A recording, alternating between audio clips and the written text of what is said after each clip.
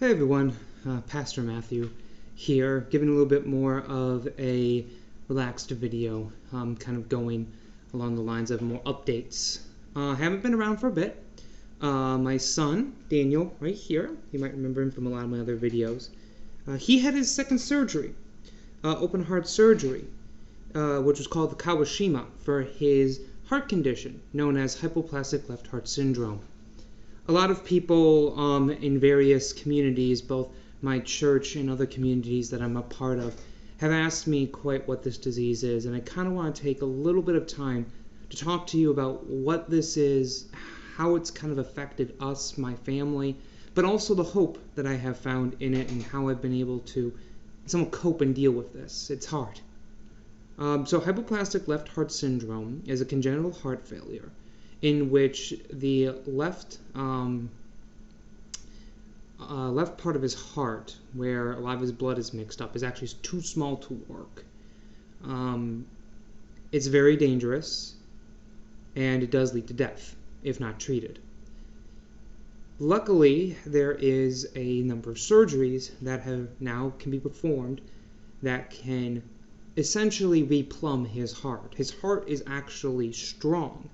It's more along the lines of that it just is working differently. It needs to be retooled, replumbed, so that the blood can flow and get the oxygen that it needs and get that oxygen to the body.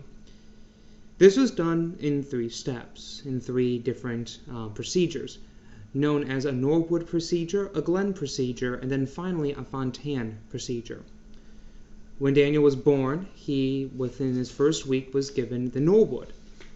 He came home very soon after that. Maybe about a month of his life was spent in the hospital, and then we get to bring him home when he was about a month old.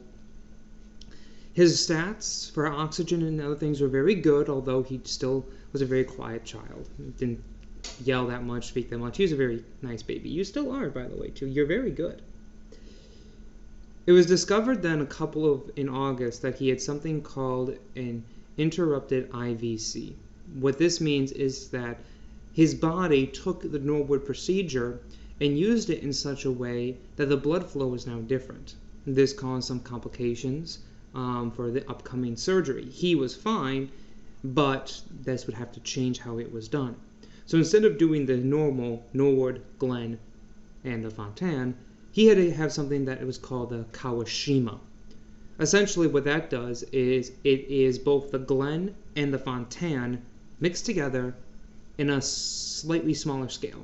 It does all of the Glenn and about half of the Fontan, which means that basically all of the blood in his body is being oxygenated directly by his lungs and then flowing to the rest of the body through the right part of his heart, or now just his heart in general, since how they have done it is now has made his heart responsible for the pumping of the blood only, and not for the oxygen mixing process that's directly done by the lungs.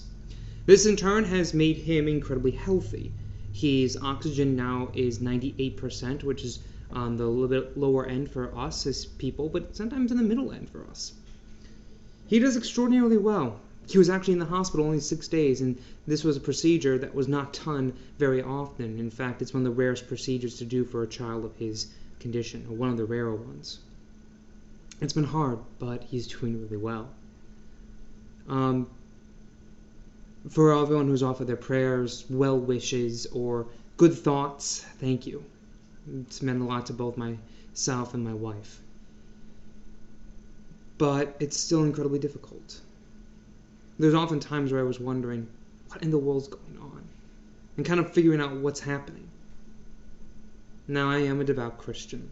I'm a pastor, as many of you who are watching these videos know, or maybe for the first time this is your first video. And so, yes, I am a pastor, a Christian pastor. And it has made me realize how much I am scared. For many people, when you hear the word Christian and all this stuff and a pastor, especially one of the leaders of the church, you might think they have such a big faith that they can believe anything. And trust me, I have asked God for many things. I've asked God to heal my son Daniel before he was even born, that it would be a mistake, or that he would enact a miracle and make his heart perfect while in the womb. It didn't happen.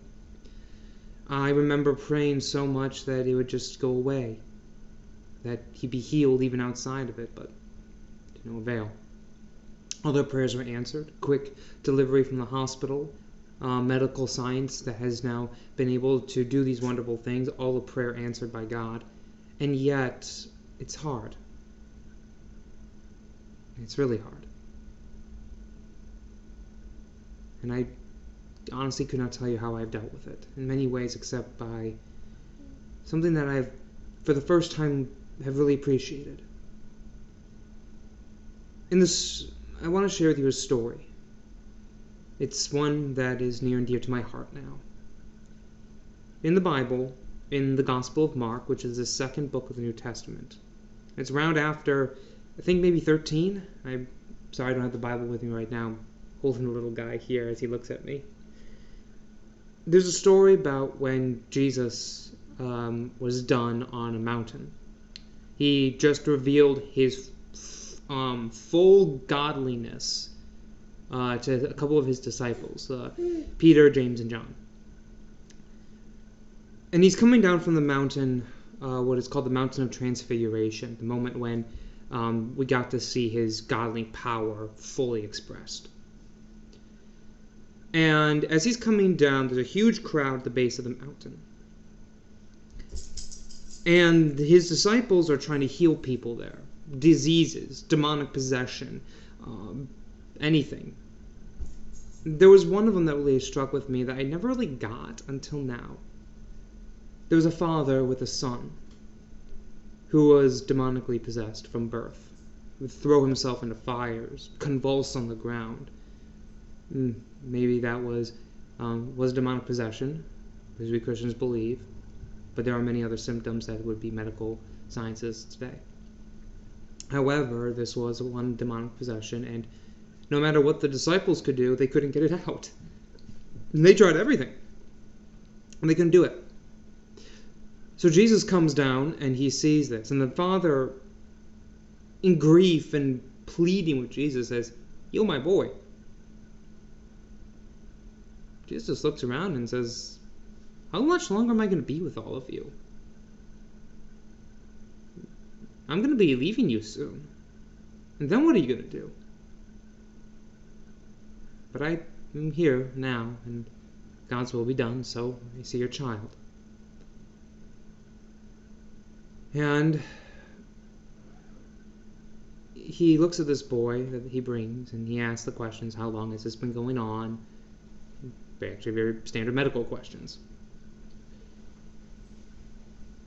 And Jesus says, and by belief and by faith, that the son can be healed. And then the father says something strange. "Lord, I believe. Help my unbelief." It's strange to me because the man had faith that Jesus could do this, that God could do this, and yet he doubted. Can you blame him? This is his son, who he loves, who he's seen in pain all throughout his life. His condition that no one could cure. But he knows that God could do it. But he's still afraid. He's still afraid that even though God can do this, he won't. And there's that doubt and that fear and that sadness. But he believes in God and has faith in Jesus. So he says, "Lord, I believe," stating that you can do all these things if it's your power and will to do so. Help my unbelief. Help me trust in you more, because right now I'm scared and I don't know what's going to happen. Now the son is healed by Jesus, and the man goes off rejoicing back. But that stuck with me. I believe, help my unbelief. Jesus doesn't knock him for saying that he doesn't believe, that he doubts, that he has fears. He just looks at him, smiles, and heals. And is with him, declares that his faith is good, even if it's doubting. I didn't get that story until my own son. The fear that the father must have felt, and that tension of knowing what what God can do, and yet at the same time worrying that he won't do it. It's hard, and I don't think I'm fully over that. I don't think I ever will be. I think there always will be the tension of I believe, help my unbelief. But that's okay, because I know that God is there with me. He's been there with Daniel. So much so that now, just yesterday even, my son was used as an example to a big research thing that could help save countless lives like his. That's wonderful. I'm still going to have these feelings, and the journey ahead will still be difficult. But there is hope. There's always hope. So, I want to thank you all once again. It's been wonderful having your well wishes on all my community fronts. So until next time, may the Lord bless you and keep you. May the Lord make his face shine upon you and be gracious to you. The Lord look upon you with his favor and give you all his peace. Amen.